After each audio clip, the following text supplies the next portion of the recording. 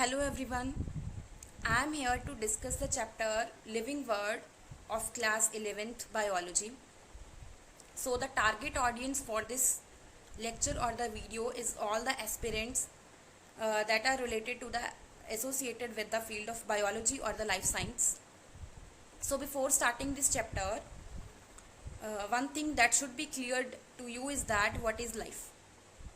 What is life? Life is the complex organization of the biomolecules, and these biomolecules themselves undergoes the chemical activities inside the body, and ultimately they leads to the growth, development, adaptation and reproduction.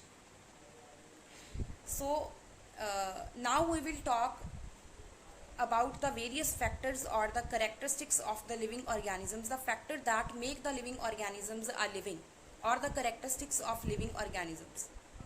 So first of all, the basic character is the cellular structure. All the living organisms are composed of the cells that we already know. Cell comprises, you can say कि cell constitutes the basic structural. So next we have reproduction. Reproduction is also an important characteristic of living organisms. What is reproduction? Reproduction is basically the process by which the young living organisms produces the young ones of its own kind, or the young ones of the same species. Reproduction is not the basic process which is required for the survival of the organism, structural and the functional unit of the life.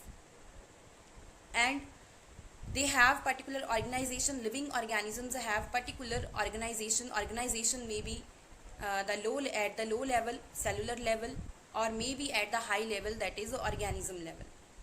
Okay, living organisms may have the simple organization of their body, or they may have complex organization. So all the living beings consist of the cells which coordinatedly perform some specific functions, and they give some kind of specific arrangement, like tissue, then organ system, and then whole organism. The third important characteristic is the metabolism. What is the metabolism? Metabolism is the combination of two words, anabolism and catabolism.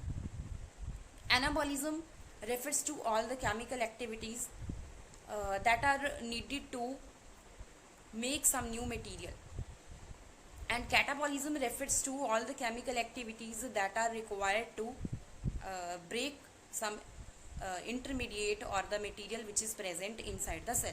So metabolism is the sum total of all the chemicals like nutrition, respiration, transportation, excretion. These all are the basic processes that are needed for an organism to survive.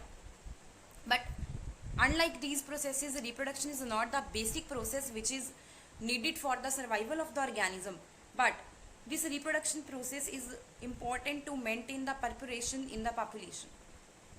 And the last feature is all the chemical activities that involves the either synthesis or breakdown of a material inside the body of the organism. Another important characteristic is the growth. So growth, what is growth? Growth is the irreversible change. Growth is the irreversible change in the body of the organism or the individual, and all the living organisms possess this character, that is growth.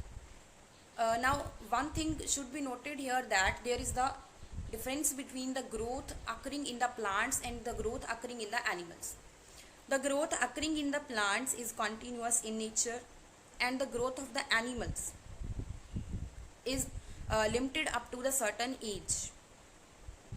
And another important characteristic of the living organism is the healing and repair. Living organisms are capable to heal and repair the specific part of their body which is broken or injured. Next we have movement. All the living organisms possess the capability to move, capability to locomote. Locomotion here refers to the movement of the organism from one place to the another place. And another important character is the reproduction. What is the death?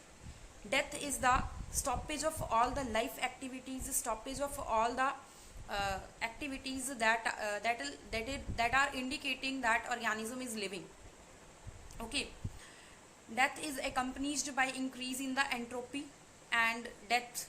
The reason for death may be the aging or disease or some accident or predation. Okay.